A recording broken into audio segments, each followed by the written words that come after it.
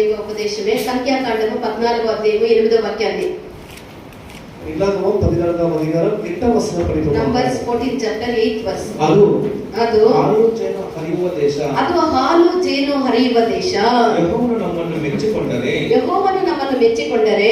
ನಮ್ಮನ್ನು ಸೇರಿಸಿ ಅದನ್ನು ನಮ್ಮ ಸ್ವಾಧೀನಕ್ಕೆ ಕೊಡುವರು. ಅದರಲ್ಲಿ ನಮ್ಮನ್ನು ಸೇರಿಸಿ ಅದನ್ನು ನಮ್ಮ ಸ್ವಾಧೀನಕ್ಕೆ ಕೊಡುವರು.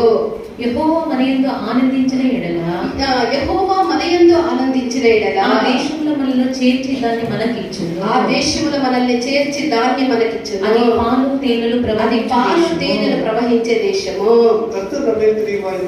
கர்த்தர் நம்மில் பிரியமாயிருந்தால் அந்த தேசத்துல நம்மை கொண்டு போய் பாலும் தேனும் ஓடுகிற அந்த தேசத்தை நமக்கு கொடுப்பார். హల్లెలూయా, హల్లెలూయా. ఇశ్రాయేలీయులు గత వారంలో మనం నేర్చుకున్నాం. ఇశ్రాయేలీయులు కఠినమైనటువంటి యొక్క బానిసత్వముల నుండి ఐగుప్తు దేశముల నుండి విడిపించి దేవుడు పాలు తేనెలు ప్రవహించినటువంటి ఆ దేశాన్ని స్వాస్థ్యంగా ఇస్తానని చెప్పినటువంటి ఆ మాట చొప్పున వాళ్ళు బయలుదేరి వచ్చిన వాళ్ళై ఇశ్రాయేలీయులు తమ యొక్క ప్రయాణమును ఆరంభించి పలు స్థలముల వాళ్ళు దిగిచు ఇప్పుడు పారాన్ అరణ్యమునకు వచ్చిరి. இஸ்ரவேல் ஜனங்கள் அந்த ஐగుప్திலே பார்வோன் கையிலே அழிந்ததற்கு அந்த ஜனங்களை தேவனால் விடுதலை செய்து அவர்களுக்கு பாவம் தேவன் மூலம் தேசத்தை கொடுப்பேன் என்று சொல்லி அவர்கள் வாக்குத்தத்தம் செய்து அவர்களை வளர்ந்த வழியில் கொண்டு வந்தார். அவ்விதமாக அவர்கள் அங்கே தங்கி இருந்தார்கள். இப்பொழுது பாரான் என்ற ஒரு இடத்திலே வந்து தங்கி இருக்கிறார்கள். అరణ్యమునకు వచ్చినప్పుడు దేవుడు యెహోవా మోషేతో ఏమంటూ ఉన్నాడు? அப்பொழுது தேவனானவர் மோசேயோடு என்ன சொல்கிறார்? సంఖ్యాకాండం 13వ అధ్యాయం 2వ వాక్యంలో నేను ఇశ్రాయేలుకి ఇచ్చుచున్నటువంటి కానాన్ దేశమును సంచరించి చూచుటకు నీవు మనుషులను పంపమని చెప్పే. இல்லாதவோ 13వ அதிகாரம் 2వ வசனத்தை படிக்கும்போது நீங்கள் பாவம் தேவனுடைய தேசத்தை சுதந்திரத்துக் கொள்ளும்படிக்கு அந்த தேசத்தை வேறுபார்க்கும்படி கோத்திரத்திற்கு எல்லாரும் ஒரு தலைவரை தேர்ந்தெடுத்து அதுக்கு அனுப்பு என்று தேவன் மோசேக்கு சொன்னார். ఆ దేశము ఏ విధముగా ఉన్నదో నేను వాగ్దానం చేసినటువంటి ఆ దేశాన్ని స్వతంత్రించుకునే దానికి ముందుగా పోయి సంచరించి చూడమని చూచుటకు మనుషుల్ని పంపమని దేవుడు మోషేతో చెప్పే. நீங்கள் போய் தேசத்தை சுதந்திரத்துக் கொள்வதற்கு முன்பாக நீங்கள் போகிற தேசத்தை முதலாவது வேறுபார்க்கும்படி நீங்கள் போங்கள் என்று మనుషుల్ని అனுப்பு என்று కర్తర్ சொல்லியிருக்கிறார். ప్రతి గోత్రముల నుండి ఒక్కొక్క ప్రధానిని ఎంచుకొని 12 గోత్రముల నుండి 12 ముఖ్యస్థుల్ని ఎంచుకొని కానాన్ దేశముని సంచరించి చూచుటకు పంపబడింది. இந்த கோத்திரத்துக்கு ஒருவர் தலைவராக அவர் 12 கோத்திரத்துக்கு 12 பேராக தேர்ந்தெடுத்து இப்பொழுது தேசத்தை சுற்றி பார்க்கும்படிக்கு 12 பேர் போய் இருக்கிறார்கள். 12 మంది ఆ యొక్క కానాన్ దేశమునకు పోయి దాదాపు 40 రోజులు అక్కడ ఉండి ఆ దేశాన్ని మొత్తం సంచరించి చూసిరి. ஏறக்குறைய 40 நாட்கள் அளவும் இந்த 12 பேர் அந்த தேசத்தை சுற்றி பார்த்து தங்கி தேசத்தை பார்த்து வந்திருக்கிறார்கள். అక్కడ పోయి చుట్టి చూసి వచ్చిన తర్వాత వాళ్ళు చెప్పినటువంటి వార్త ఏమనగా போய் 40 நாட்கள் தங்கி சுற்றி பார்த்து வந்து அவர்கள் அறிவிக்கிற செய்தி என்ன? 13వ అధ్యాయం సంఖ్యాకాండం 13వ అధ్యాయం 27వ వాక్యం మాత్రం చదవండి. ఇలాగో 13వ అధికారం 27వ వచనం మాత్రం పడియంగల్. ಅವರು ಮೋಶೆಗೆ ನೀನು ನಮ್ಮನ್ನು ಕಳುಹಿಸಿದ ದೇಶಕ್ಕೆ ಹೋದೆವು. ಅದು ಹಾಲು ಜೇನು ಹರಿಯುವ ದೇಶವೇ. ಅಲ್ಲಿನ ಹಣ್ಣುಗಳು ಇಂಥವು. వారందరికి తెలిసి హల్లెలూయా. దేవుడు వాళ్ళు వచ్చి తిరిగి మరలా వచ్చి ఆ దేశాన్ని చుట్టూ చూసి తిరిగి మరలా వచ్చి చెప్పినటువంటి వార్త ఏమనగా జనங்கள் சுற்றி பார்த்து வந்து சொல்ற செய்தி పంపినటువంటి ఆ యొక్క దేశమునకు మేము వెళ్ళి చూసి ఉన్నాము. நீங்கள் అనిపిన దేశத்தை சுற்றி பார்த்து வந்து దేవుడు చెప్పిన విధముగా నిజముగానే అది పాలు తేనెలు ప్రవహించే దేశమే. దేవుడు சொன்னபடி அது தேசமானது பாலும் தேனும் ஓடுற தேசம். ఆ వార్తని వాళ్ళు చెప్పిరి. அப்படி ஒரு வார்த்தை சொன்னார். వాళ్ళ దేశాన్ని చుట్టి చూసినప్పుడు ఆ దేశத்தை சுற்றி பார்த்த பிறகு ఎష్కోల్ అనేటువంటి లోయలోనికి వచ్చినప్పుడు అక్కడ ఒక గెల ద్రాక్ష పళ్ళను అక్కడ నుండి కోసుకొని వచ్చిరి. ఎష్కోల్ అనే పర్వతానికి వద్ద పోగా అங்கே ஒரு ద్రాక్ష కొలயை அவர்கள் அறுத்து கொண்டு வந்தார்கள். ఆ దేశం యొక్క ద్రాక్ష కొల ఎంతగా ఉన్నది అంటే அந்த தேசத்தின் ద్రాక్ష కొலை எப்படி இருக்கிறது ఒక పెద్ద కర్రని దండెముగా కట్టి ஒரு பெரிய கோலை అవిధంగా కట్టికొంటారు. ఆ ద్రాక్ష గెలని దానికి సెంటర్ లో కట్టి ఇద్దరు భుజముల మీద మోసుకొని వచ్చినట్టు అంత పెద్ద గెల ఒక ద్రాక్ష గెల అంత పెద్దగా ఉన్నది. ஒரு பெரிய கோலிலே அந்த ద్రాక్ష కొலை నడుములో కట్టి 2 பேர் సుమక్రాలు. ఒక ద్రాక్ష పండు దాదాపు దానిమ్మ పండు సైజులో ఒక ద్రాక్ష పండు ఉన్నది.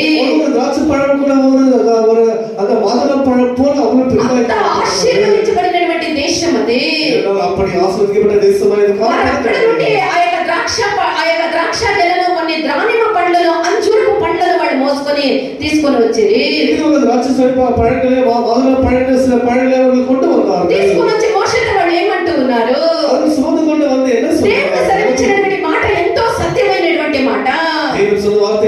సాధ్యమవుతాను. నిజంగానే ఆ యొక్క కానాను దేశాన్ని దేవుడు ఆశీర్వదించి ఉన్నారు. దేవుని కానాను దేశത്തെ ఆ దేశము దేవుని వల్ల ఆశీర్వదించబడినటువంటి దేశము. దేశం కర్తరాல் ఆశీర్వదించబడ్డ దేశమాయి. దేవుడు ఆ దేశాన్ని ఎంతగానో చెప్పజాలనంతగా ఆ దేశాన్ని ఆశీర్వదించి ఉన్నారు.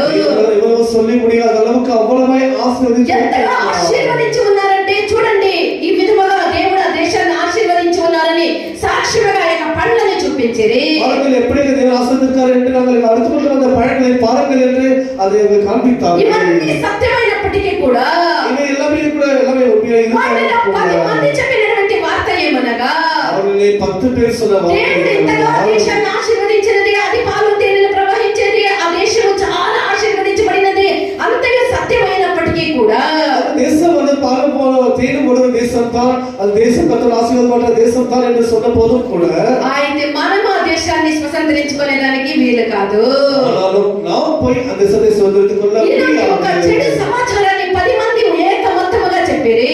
இப்படிப்பட்ட ஒரு கெட்ட செய்தியை அவர்கள் ஒரே సంఖ్యాకాండము சொன்னார்கள்.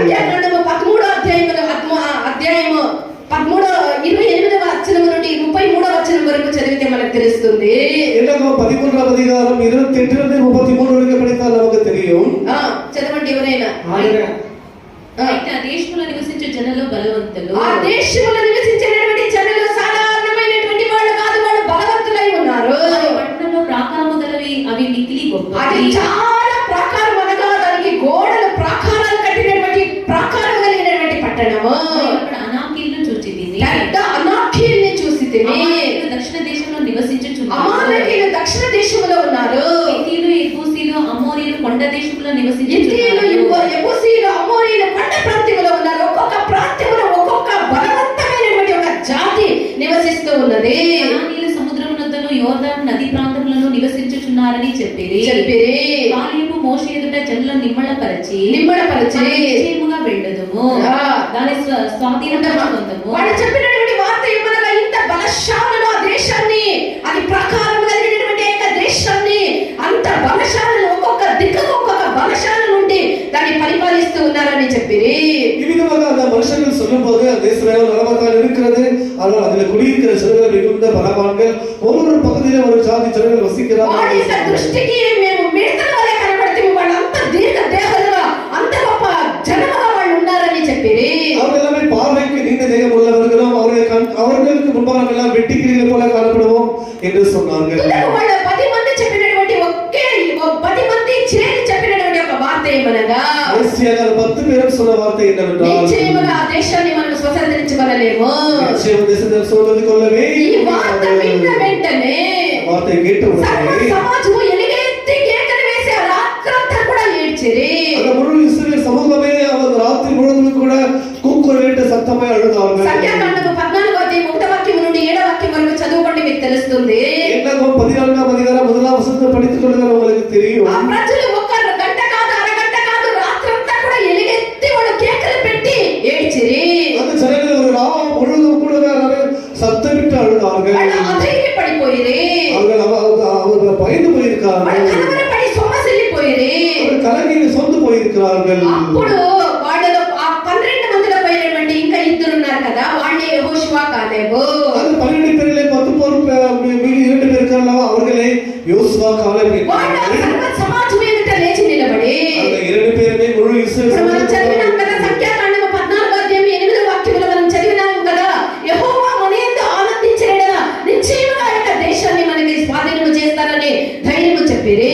படித்த வசனத்தின்படி கர்த்தர் மேல் பிரியமா இருந்தால் நிச்சயம் தேசத்தை நமக்கு தருவார் என்று அந்த ஜனங்களை பார்த்து ஆறுதல் சொன்னார்கள். అయినా కూడా వాళ్ళు ఓదార్పు నొందలేకపోయిరి. அவர்கள் ஜனங்கள் ஆறுதல் அடையாமலே போனார்கள். వాళ్ళు ఎలుగెత్తి ఏడ్చి కేకలు వేసి వాళ్ళు ఏడుస్తూ ఉన్నారు. அவர்கள் கூக்குரலிட்டு சத்தமாய் அழுது கொண்டே இருக்கிறார்கள். మనల్ని ఐగుప్తు దేశం నుండి నడిపించి 10 అద్భుతాల ద్వారా దేవుడు ఇంతగా నడిపించిన దేవుడు, వాగ్దానం చేసిన దేవుడు నమ్మకస్తుడు. మన జీవితం ఏందో, మన ఎంతో మన యొక్క దేవుడు ఆనందించిన యెడల నిశ్చయముగా ఆ యొక్క దేశాన్ని మనకి ఇస్తాడని ఆ యెహోషువ, కాలేబు ఆ సర్వ సమాజముతో చెప్పిరి. ஐயோ, தேவன் அவர் நம்மை எகிப்திலிருந்து 10 அற்புதங்களை செய்து எவ்வளவு நடத்தி வந்தார் அல்லவா, தேவன் அவர் பிரியமான நிச்சயமாக நம்மை அந்த தேசத்தை கொடுப்பார் என்று அப்படி விதமாக అప్పుడు சொன்னார்கள். మోషే ఏమంటూ ఉన్నాడు, அப்பொழுது மோசே என்ன 14వ சொல்கிறார்? అధ్యాయం సంఖ్యాకాండం 14వ అధ్యాయం 17-18 వాక్యాలు ఒకరు చదవండి. యెహోవా దీర్ఘశాంతుడను, యెహోవా దీర్ఘశాంతుడు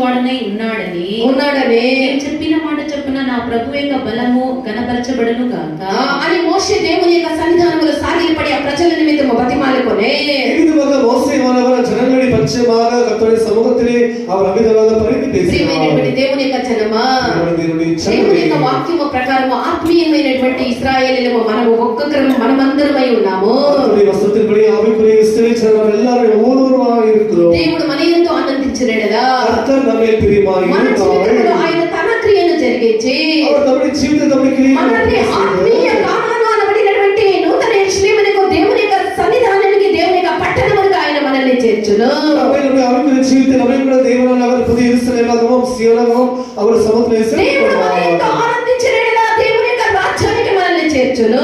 தேவன் மேலே பிரியமாய் இருக்கிற ராஜ்யத்திலே நம்மை சேர்த்துக் கொள்வார். అలాగైతే దేవుడు మన యందు జరిపించినటువంటి క్రియల్ని మనం ధ్యానించినట్లయితే அப்படி கர்த்தர் மேலே செய்கிற கிரியை நாம் தியானிப்போம் என்று మొదటిగా சொன்னார். కీర్తనలు 22వ అధ్యాయం 8వ వాక్యం మనం చూస్తే సంగీతం 22వ అధ్యాయం 8వ వచనం. భక్తుడైనటువంటి దావీదు ఇట్లా చెప్తూ ఉన్నాడు. సంగీతకారుడు దావీదు இப்படி சொல்லுகிறார். ಯೆಹೋವನು ತನ್ನನ್ನು ರಕ್ಷಿಸುವನೆಂದು ಆತನಲ್ಲಿ ಭರವಸೆ ಇಟ್ಟಿದ್ದಾನಲ್ಲ ಆತನು ಇವನನ್ನು ಮೆಚ್ಚಿದ್ದಾದರೆ ರಕ್ಷಿಸಲಿ ಎಂದು ಹೇಳುತ್ತಾರೆ. యెహోవా మీద నీ భారము మోపుము 8వ వాక్యం యెహోవా మీద నీ భారము మోపుము ఆయన వారిని విడిపించునేమో వాడు ఆయనకు ఇష్టడు కదా యెహోవా మీద నీ భారమును మోపును ఆయన అని చెప్తూ ఉన్నాడు. கர்த்தர் மேல் நம்பிக்கை இருந்தாலே அவரை இவனை விடுவிக்கட்டும் என்று சொல்லுகிறார். మనం చూసినట్లయితే பார்ப்போம் என்று சொன்னார். మన దేవునికి ఇష్టమైతే நாம் கர்த்தருக்கு பிரியமாய் இருப்போம் என்று சொன்னார். ఆయన మనల్ని అన్నిటి నుండి విడిపించును, எல்லாவற்றையும் விடுதலை செய்வார். అన్నిటి నుండి తప్పించును.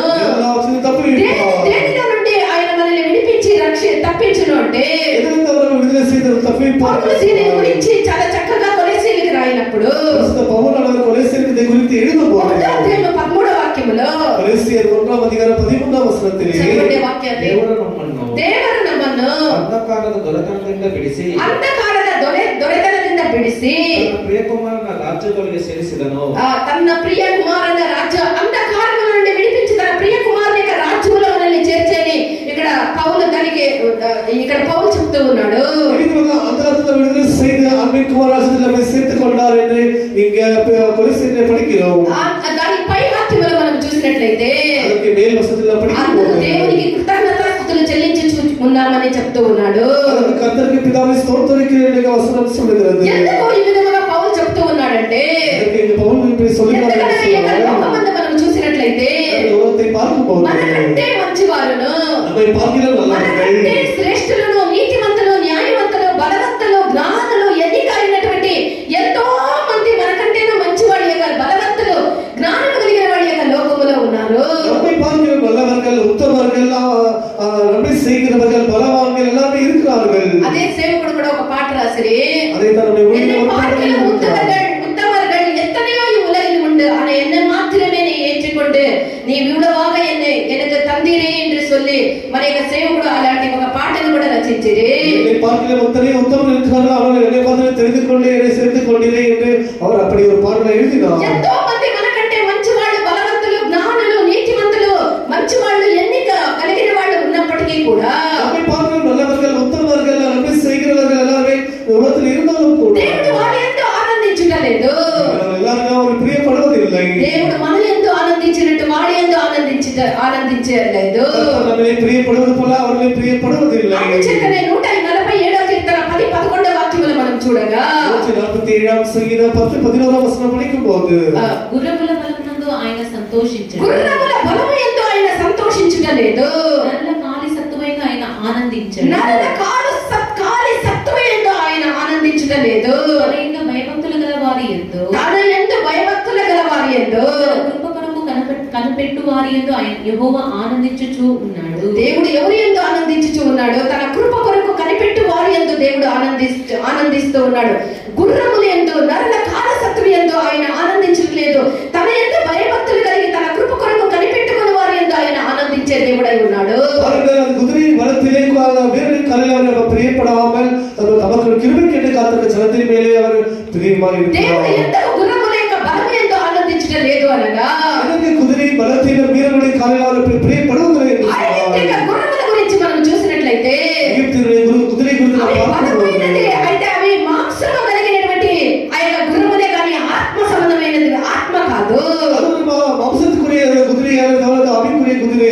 పాతని మందిర కాలంలో మనం చూచినప్పుడు பழைய உடன்படிக்கை காலத்துல యుద్ధములకు వెళ్ళినప్పుడు గుర్రములను ఉపయోగించేవాళ్ళు. யுத்தத்துக்கு போகும்போது குதிரையை பயன்படுத்துவார்கள். ఎంత గుర్రము ఎంత బలముగా ఉంటుందో ఆ యుద్ధం చేసేటటువంటి ఆ యొక్క వీరునికి అంత బలము కలుగుతుంది. குதிரை எவ்வளவு பலமாக இருக்குமோ அந்த வீரனுக்கு அது அவ்வளவு பலனாக యుద్ధ భూమిని భయంకరమైనటువంటి యుద్ధ భూమిని చూసినటువంటి గుర్రము ఎంత మాత్రము ఇంచకైనా అది భయపడేది లేదు. யுத்த பூமியை பார்த்த உடனே அந்த குதிரையானது எப்பாத்திரம் அது பின்வாங்காது பயப்படாது. అది కాళ్ళు రువ్వి కాళ్ళు నేలను కొట్టి నన్ను వదలమని చెప్పి అది చేకారము చేసేటటువంటిది ఆ యొక్క యుద్ధ గుర్రము. கால்களை தரையில் அடித்து என்னை விடு என்று சொல்லுகிற அளவுக்கு அப்படி புறப்பட்டு ఆ యొక్క గుర్రమే కాక ఆ గుర్రము లేదు దేవుడు సంతోషించేది లేదని సెలవిస్తూ ఉన్నాడు. அப்படிப்பட்ட குதிரையால் பிரியப்படுவதில்லை என்று கர்த்தர் சொல்லுகிறார். అయితే దావీదు ఏమంటూ ఉన్నాడు? தாவீது என்ன 1 சொல்லுகிறார்? సామువేలు 17వ అధ్యాయం 45వ వాక్యములో దావీదు ఏమంటూ ఉన్నాడు? 1 சாமுவேல் 17ஆம் அதிகாரம் 45ஆம் வசனத்திலே தாவீது என்ன சொல்லுகிறார்? నీవు కత్తియు ఈటెయు బల్లెమును ధరించుకొని నువ్వు కత్తియు ఈటియు బల్లెమును ధరించుకొని నా మీదికి వచ్చుచున్నావు. నా మీదికి వచ్చుచు ఉన్నావు. అయితే నీవు తిరస్కరించిన ఇశ్రాయేలు అయితే నేను దేంట్లో వచ్చి ఉన్నాను? నువ్వు ఎవరినైతే తిరస్కరించి ఉన్నావో ఆ ఇశ్రాయేలు యొక్క దేవుని యొక్క నామమున నీ మీదికి నేను వస్తూ ఉన్నాను. నా చేతిలో కత్తి లేదు, ఈటి లేదు, ఖడ్గము లేదు, గుర్రము లేదు, ఏదీ లేదు. అయితే నీ యొక్క అన్నీ ఉన్నది. అయితే నువ్వు ఏ దేవుని అయితే తిరస్కరించితివో ఆ దేవుని యొక్క నామమున ఈ రోజు నీ మీదికి నేను వస్తూ ఉన్నానని దావీదు అంటూ ఉన్నాడు. நீ கத்தியுடன் ஈட்டியுடன் எல்லாம் ஆயுதமுடன் வந்திருக்கிறாய், ஆனால் நீ நிந்தித்த தேவனுடைய நாமத்தினாலே உன்னை எதிர்கொண்டு வந்திருக்கிறாய். దావీదు గురించి మనం చూసినట్లయితే தாவீதை குறித்து நாம் దావీదు பார்க்கிறோம். ఎన్నడూ కూడా తన యొక్క శరీర కార్యములను ఆశ్రయించలేదు. தாவீதை கூட தன்னுடைய சரீரத்தை குறித்து எப்போதும் ஆதாரப்பட்டது கிடையாது. ఎప్పుడు కూడా తన శరీరాన్ని దావీదు ఆస్పదము చేసుకోలేదు. சரீரத்தை அவர் பலமாக உபயோகப்படுத்தது கிடையாது. శరీర సంబంధమైనటువంటి లౌకిక కార్యములను ఆయన ఆశ్రయించలేదు. உலக பிரகாரமான சரீரபூர்வ காரியத்தை அவர் దావీదు ఎల్లప్పుడూ ஆதாரப்பட்டார். దేవుణ్ణి ఆశ్రయించుకొని தாவீது எப்பொழுதுமே கர்த்தர் மீதே ஆதாரப்பட்டிருந்தார். 7 వాక్యాలను చదవండి. சங்கீதம் 20ஆம் அதிகாரம் 7-8 வசனங்களை படியுங்கள். కొందరు రథములను బట్టి కొందరు రథములను బట్టి కొందరు గుర్రములను బట్టి అతిశయపడుదురు. రథములను బట్టి గుర్రములను బట్టి అతిశయపడదురు. మనమైతే మన దేవుడైన యెహోవా నామమును బట్టి అతిశయపడుదుము. మనమైతే మన దేవుడైనటువంటి యెహోవా నామమును బట్టి అతిశయపడుతూ ఉన్నాము. హల్లెలూయా. అన్ని పరిస్థితుల్లోనూ దావీదు దేవుని యొక్క నామమునే ఆశ్రయించుకొని எல்லா சமயத்திலும் தாவீது கர்த்தர் மீதே ஆதாரப்பட்டு మనం కూడా காணப்பட்டார். అన్ని పరిస్థితుల్లో దేవుని యొక్క నామమునే మనం ఆశ్రయించుకోవాలి.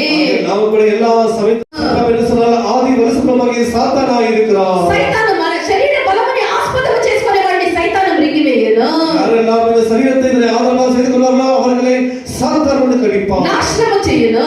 அதை அழித்து விடுவான். దాని మీద ఎక్కువ వాడు వెనుకకు పడునని ఆ యొక్క దానిని ఆశీర్వదించినప్పుడు మనం చూస్తూ ఉన్నాము. அறிவித்தவர்களுக்கே விழுவார்கள் பின்னாக விழுவார்கள் என்று இப்படியாக தானை குறித்து நாம் படிக்கிறோம். ఎవరు వెనుకకు పడిపోతారు?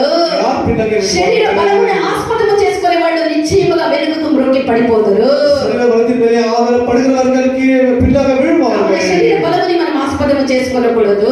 மாம்சத்தின் பலத்தின் மேலே ஆதாரப்படக்கூடாது. పరిశుద్ధ పౌలు చెప్పినప్పుడు మనల్ని అంధకార సంబంధమైనటువంటి అధికారం నుండి విడుదల చేసి దేవుని రాజ్యముగా చేసినటువంటి దేవునికి కృతజ్ఞతాస్తుతులని చెప్పే அதிகாரத்தை விடுதலை செய்து நம்மை அர்ப்பணிக்கப்பட்ட சித்தப்படுத்த தேவனை ஸ்தோத்தரிக்கிறேன் என்று சொல்கிறார். అంధకారము అనగా ఏమి? அந்தகாரம் என்று అంధకారము అనగా అది పాపాన్ని సూచిస్తూ ఉన్నది. அந்தகாரம் என்று சொல்வது பாவத்தை காட்டுகிறது. ఆదిలో ఆదాము దేవుని యొక్క ఆజ్ఞను అతిక్రమించి அதிலே ஆதாம் கர்த்தருடைய கட்டளை மீறி దేవునికి విధేయత చూపించక கர்த்தருக்கு கீழ்ப்படியாமை காட்டினது వాడు అవిధేయత நிமித்தமாக చూపించినందున கீழ்ப்படியாமை காட்டினது நிமித்தமாக అతనిలో పాపము ప్రవేశించే அவனுக்குள்ள பாவம் நுழைந்தது. అతను దేవుని యొక్క గొప్పని ఆవరించిన వెంటనే మహిమ అతన్ని వదిలిపోయే அந்தகாரத்தை சுற்றிக் கொண்ட உடனே அவனுடைய மகிமை விட்டு போனது. అతను దేవుని నుండి వేరు చేయబడే. கர்த்தரை விட்டு விலகி வேறொரு యెషయా 26వ అధ్యాయం 13వ వాక్యాన్ని చదవండి. యెషయా 26ఆம் அதிகாரம் 13వ వచనం படிப்போமாக. యెహోవా మా దేవా యెహోవా మా దేవా నీవు గాక వేరు ప్రభువులు మమ్మను ఏలిరి. నీవు కాక వేరే ప్రభువులు మమ్మను ఏలిరి. ఇప్పుడు నిన్ను బట్టి నీ నామమును స్మరింతుము. నిన్ను బట్టి నీ నామమును స్మరింతుము. వేరే భాషల్లో కూడా ನಮ್ಮ ದೇವರಾದ ಯೆಹೋವನೇ ನಮ್ಮ ದೇವರಾದ ಯೆಹೋವನೇ ನಿನ್ನ ಸ್ಥಾನದಲ್ಲಿ ನಿನ್ನ ಸ್ಥಾನದಲ್ಲಿ ಬೇರೆ ಒಡೆಯರು ನಮ್ಮ ಮೇಲೆ ದೊರೆತನ ಮಾಡುತ್ತಾರೆ. ಬೇರೆ ಒಡೆಯರು ನಮ್ಮ ಮೇಲೆ ದೊರೆತನ ಮಾಡಿದರು. ಈಗ ನಿನ್ನ ನಾಮವನ್ನು ಹೊಗಳುವುದಕ್ಕೆ ಈಗ ನಿನ್ನ ನಾಮವನ್ನು ಹೊಗಳುವುದಕ್ಕೆ ನಿನ್ನಿಂದಲೇ ನಮಗೆ ಅವಕಾಶವಾಯಿತು. ಅಲ್ಲೇಲೂಯಾ. నువ్వు కాక వేరే ప్రభువులు మమ్మల్ని ఏలిరి. உம்மை இல்லாமல் வேறு ஆண்டவர்கள் எங்களை ஆண்டார்கள். ఏది మనల్ని ఏలినదే? இது நம்மை ஆண்டது. పాపం వలన వచ్చు వ్యాధులు, మరణము, అనేక వేదనల్ని మనిషిని పాపము చేసిన వెంటనే వేరే ప్రభువులు అనబడినటువంటి వ్యాధులు, మరణములు, కష్టములు, వేదనలు, బాధలు, శోధనలు ఇవన్నీ కూడా మనిషిని ఏలనారంభించే, మనిషి ప్రభువుగా మారి మనిషిని ఆ పాపానికి లోపరుచుకొని ఈ వ్యాధులు, ఈ బాధలు, ఈ శోధనలు, ఈ కష్టాలు ఇవన్నీ కూడా ఒక మనిషిని వేదన కలిగించి అన్ని కూడా ఏలనారంభించే. பாவத்தை செய்த உடனே இந்த பாவத்தின் சம்பளமாக எல்லாமே கூட இந்த வியாதிகள், கஷ்டங்களை நம்மை ஆளுகை செய்து அந்த ஆண்டவர் நம்மை ஆண்டு ఎక్కడ నుండి వచ్చిరి? இந்த வேறு ஆண்டவர்கள் எங்கே இருந்து வந்தார்கள்? మనము చేసినప్పుడు దేవుని యొక్క మహిమను కోల్పోయి పాపము చేసినప్పుడు ఆ పాపం వల్ల వచ్చినదే ఈ యొక్క వ్యాధులు, ఈ మరణములు, ఈ వేదనలు, ఈ బాధలు, ఈ కష్టాలు, ఈ శోధనలు ఇవన్నీ కూడా நாம் தேவனை விட்டு எப்போது பாவம் செய்தோமோ அப்பொழுது நமக்கு இந்த வேதனைகள், கஷ்டங்கள், உபத்திரவங்கள் எல்லாமே வந்து ஒட்டி கொண்டது. దేవుడు మన యందు ఆనందించిన ఎడల கர்த்தர் நம்மை பிரியமாய் నిశ్చయముగా இருந்தார். వీటన్నిటి నుండి దేవుడు మనల్ని విడిపించును. எல்லா வசனத்தையும் கர்த்தர் நம்மை దేవుడు விடுவிப்பார். మన యందు ఆనందించిన ఎడల கர்த்தர் நம்மை பிரியமாய் இருப்பார் என்று మనల్ని சொன்னார். పోరాడినటువంటి యొక్క వ్యాధిని దేవుడు శపించి దాన్ని తొలగించును. போராடுவது வியாதியை சபித்து விடுவார். దేవుడు మన యందు ఆనందించిన ఎడల கர்த்தர் நம்மை பிரியமாய் మనల్ని இருப்பார் என்று சொன்னார். కష్టపరిచినటువంటి శోధనలన్నిటి నుండి దేవుడు విడిపించును. நம்மை கஷ்டப்படுத்துற எல்லா சோதனைகளிலும் விடுதலை దేవుడు செய்வார். మన యందు ఆనందించిన ఎడల கர்த்தர் நம்மை பிரியமாய் మనల్ని இருப்பார் என்று శ్రమపరిచినటువంటి சொன்னார். ప్రతి బాధ నుండి, ప్రతి కష్టం నుండి, ప్రతి పోరాటం నుండి, ప్రతి అప్పు నుండి, ప్రతి ఇరుకుల నుండి, అన్నిటి నుండి దేవుడు మనల్ని విడిపించును. நம்மை நெருங்குகிறதான எல்லா விதமான கஷ்டங்கள், உபத்திரவங்கள், போராட்டங்கள், கண்ணங்கள் எல்லாவற்றிலிருந்து கர்த்தர் நமக்கு விடுதலை தருவார். దేవుడు మన యందు ఆనందించే విధముగా మన యొక్క జీవితం ఉన్నట్లయితే கர்த்தர் நம்மை பிரியப்படுகிற விதமாக நம்முடைய ஜீவியம் இருக்கும் என்று சொன்னார். వీటన్నిటిలో నుండి దేవుడు మనల్ని విడిపించును. எல்லாவற்றிலிருந்து கர்த்தர் விடுதலை செய்வார். 18వ కీర్తన 19వ వాక్యాన్ని చదవండి. 18వ సంగీతం 19వ వచనం படிப்போமாக. విశాల స్థలమైన స్థలములకు విశాల స్థలమైన స్థలములకు ఆయన నన్ను తోడుకొని వచ్చేను. ఆ విశాల స్థలమునకు ఆయన నన్ను తోడుకొని వచ్చెను. నేను ఆయనకు ఇష్టడును గనుక ఆయన నన్ను నేను తప్పించెను. ఆయనకి ఇష్టడును గనుక ఆయన నన్ను తప్పించెను. విశాలమైన స్థలమునకు ఆయన నన్ను తోడుకొని వచ్చెను. அவர் என்னை விசாலமான இடத்தில் கொண்டு வந்து வைத்தார். నేను ఆయనకు ఇష్టడును గనుక ఆయన నన్ను తప్పించెను అని కీర్తనకర్త ఎంత బాగా ఇక్కడ చెప్తూ ఉన్నాడో చూడండి. நான் அவருக்கு பிரியமான நிமித்தம் கர்த்தர் என்னை விசாலமான இடத்தில் கொண்டு வந்து வைத்தார் என்று சங்கீதக்காரன் சொல்லுகிறார். నేను ఆయనకు ఇష్టడును గనుక ఆయన నన్ను తప్పించెను. அவர் என்னை பிரியமான நிமித்தமாக என்னை தப்புவித்தார். అంతేకాదు ఆయన ఏమేమి చేస్తూ ఉన్నాడు? அது மாத்திரமல்ல அவர் என்னென்ன 39వ செய்தார். కీర్తన 8వ వాక్యములో మనం చూసినట్లయితే 39వ సంగీతం అన్నిటిలో నుండి ఆయన విడిపిస్తూ ఉన్నాడు. அவருடைய எல்லா பிரிதல் நிமித்தமும் கர்த்தர் நம்மை தப்புவிக்கிறார். 20వ కీర్తన 2వ వాక్యములో మనం చూసినట్లయితే అబద్ధమాడు పెదవుల నుండి, మోసకరమైన నాలుక నుండి ఆయన మనల్ని విడిపిస్తూ ఉన్నాడు. 120వ సంగీతం 7వ వచనం படிக்கும்போது கபடமான நாவுக்கு நம்மை விடுதலை தப்புவிக்கிறார் என்று படிக்கிறோம். గలాతీయులు 1వ అధ్యాయం 4వ వాక్యములో చూస్తే ప్రస్తుత దుష్ట కాలంలో అంధకార శక్తుల నుండి ఆయన మనల్ని విడిపించినని ఉన్నది. கலாத்தியர் 1వ அதிகாரம் 4వ వచనం படிக்கும்போது எல்லா అంధకార వలమిది நம்மை பாதுகாக்கிறார் என்று படிக்கிறோம். 34వ కీర్తన 4వ వాక్యములో మనం చూస్తే మనకు కలిగినటువంటి భయములన్నిటిలో నుండి దేనికి మనం భయపడుతూ ఉన్నామో ఆ భయం అన్నిటిలో నుండి ఆయన విడిపిస్తానని చెప్తూ ఉన్నాడు. 34వ సంగీతం 4వ వచనం எல்லா பயத்தையும் கர்த்தர் நம்மை நீங்களாக்கி விடுதலை செய்வார் என்று படிக்கிறோம். 54వ కీర్తన 7వ వాక్యములో మన ఆపదలన్నిటిలో నుండి ఆయన విడిపించినని చెప్తూ ఉన్నాడు. 54వ సంగీతం நம்மை எல்லா ஆபத்திலும் விடுதலை செய்வார் என்று 18వ படிக்கிறோம். కీర్తన 7వ వాక్యములో అందరి చేతుల నుండి ఆయన మనల్ని విడిపించినని చెప్తూ ఉన్నాడు. 18వ సంగీతం எல்லா శత్రు కైలు நம்மை విడుదலை செய்வார் என்று బలాత్కారము படிக்கிறோம். నుండి, సైతాన్ యొక్క ఉరిలో నుండి ఆయన మనల్ని విడిపించును. பலவானுடைய சாத்தனுடைய எல்லா கண்ணியிலிருந்து நம்மை விடுதலை దేవుడు మన செய்வார். ఎంతో ఆనందించినడదా, கர்த்தர் நம்மை பிரியமாய் మనము இருப்பார் ఆయనకి என்று ఇష్టమై சொன்னார். ఉన్నాడదా, அவருக்கு பிரியமாய் இருப்போம் என்று சொன்னார். మన ఎంత దేవుడు ఆనందించినడదా. அவர் நம்மை பிரியமாய் இருப்பார் என்று சொன்னார். ఏ విధముగా ఎవరి ఎంత దేవుడు ఆనందించే దేవుడు. அவரை பிரியமாய் இருக்கிறவராய் இருக்கிறார். 11వ అధ్యాయం 20వ వాక్యాన్ని మనం చూసినట్లయితే நீதிமொழிகள் 11వ அதிகாரம் 20వ వచనం படிக்கும்போது యథార్థముగా ప్రవర్తించే వాళ్ళు ఆయనకి ఇష్టలోనే చెప్పబడి ఉంది. చదవము. ವಕ್ರಹೃದಯರು ಯೆಹೋವನಿಗೆ ಅಸಹ್ಯರು, ఆ ಸನ್ಮಾರ್ಗಿಗಳು సన్మార్గిಗಳು ಆತನ ದಯೆಗೆ ಆಸ್ಪದರು. ಆತನ ದಯೆಗೆ ಆಸ್ಪದರು. ಯಾರವರಿಗೆ ಅಸಹ್ಯರು? ವಕ್ರ ಮಾರ್ಗಿಗಳು ಆತನಿಗೆ ಅಸಹ್ಯರು. ಸನ್ಮಾರ್ಗದಲ್ಲಿ ನಡೆಯುವವರು ದೇವರಿಗೆ ಆಸ್ಪದರು. ఆస్పదరు, దేవునికి ఆస్పదరు. యథార్థంగా ప్రవర్తించే వాళ్ళు ఆయనకి ఇష్టలు. உத்தமமாக தர கர்த்தருக்கு பிரியமானவர்கள். సామెతలు 12వ అధ్యాయం 22వ వాక్యములో చూస్తే ఆయన ఇష్టలు ఎవరు చూడండి. நீதிமொழிகள் 12వ அதிகாரம் அதிகாரம் 22 வசனத்திலே அவருக்கு பிரியமானவர்கள் யார் என்று பாருங்கள். ಸುಳ್ಳು ತುಟಿ ಯೆಹೋವನಿಗೆ ಹೇಸು. ಸುಳ್ಳು ತುಟಿ ಯೆಹೋವನಿಗೆ ಹೇಸು. ಹೇಸು, ಹೇಸಿಗೆ.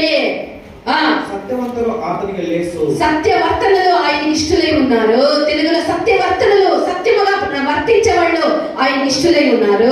உண்மையாய் நடக்கிறவர்கள் கர்த்தருக்கு பிரியமானவர்கள் என்று படிக்கிறோம். సామెతల 15వ అధ్యాయం 8వ వాక్యం చదవండి. நீதிமொழிகள் 15ஆம் அதிகாரம் 8ஆம் வசனம் படியுங்கள். ದುಷ್ಟರ ಯಜ್ಞ ಯೆಹೋವನಿಗೆ ಅಸಹ್ಯ. ದುಷ್ಟರ ಯಜ್ಞ, ದುಷ್ಟರು ಸಮರ್ಪಿಸುವಂತ ಎಲ್ಲ ಯಜ್ಞಗಳು ಯೆಹೋವನಿಗೆ ಹೇಯ.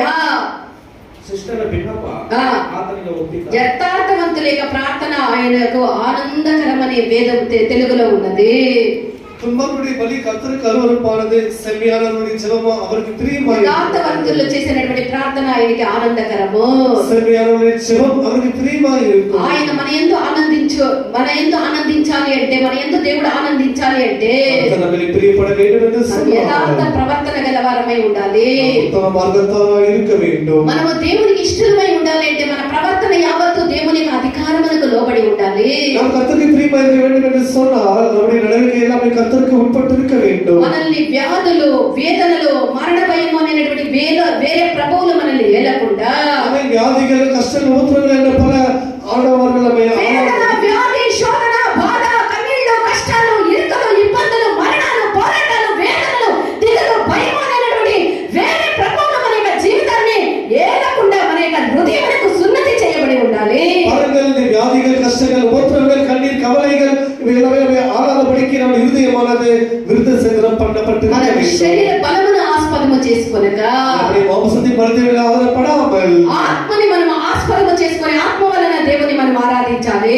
ஆவியின் மேலே ஆதரப்பட்டு கர்த்தருக்கு நாம் ஆராதனை செய்ய మన வேண்டும். శరీర బలమైనంత అతిశయపడక, శరీర బలమైనంత మనం అతిశయపడక, மாம்சத்தின் பலத்தை நாம் ஆதரப்படாமல் ఈ లౌకిక కార్యములు మనం పొందుకున్నటువంటి కార్యాలను మనం అతిశయపడక, உலகத்திலே பெற்றுக்கொண்ட காரியங்களை அதை செய்யலாம் மேலே பாராட்டாமல் అతిశయపడాలి అంటే క్రీస్తు యేసులో మనం అతిశయపడాలి.